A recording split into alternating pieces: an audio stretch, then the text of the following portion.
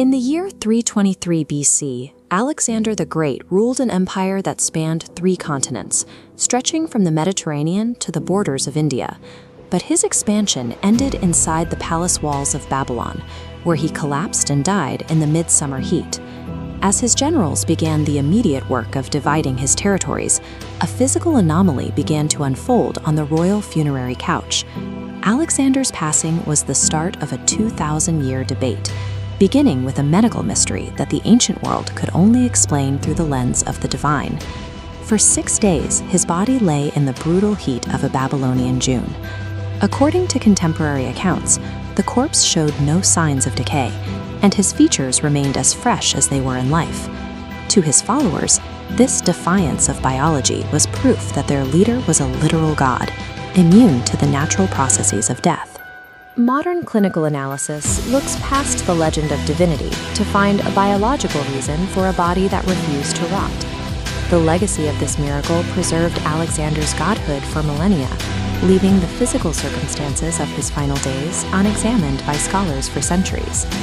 Traditional historical theories have long pointed to external causes for his sudden collapse, specifically malaria or a targeted assassination by poison.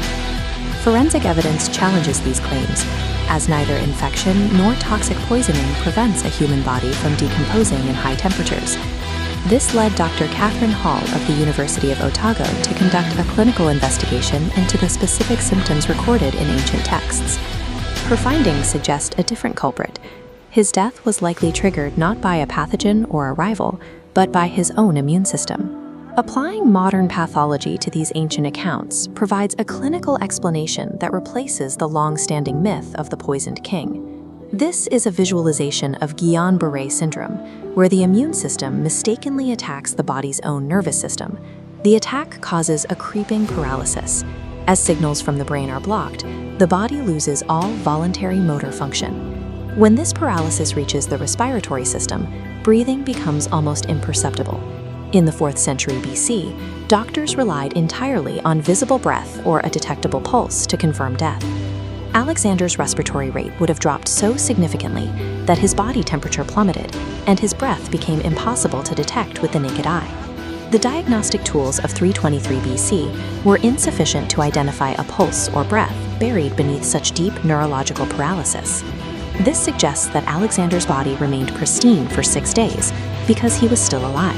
While his muscles were paralyzed, his cognitive functions remained intact. He was awake and aware of his surroundings. He was trapped in a body that would not respond, unable to move his eyes or speak to the people mourning over him. The man who had conquered the known world had become a prisoner within his own skin. As his soldiers cleaned and prepared his body for the tomb, he would have felt their touch and heard their voices. He remained conscious as he was placed into a coffin and sealed away from the world outside.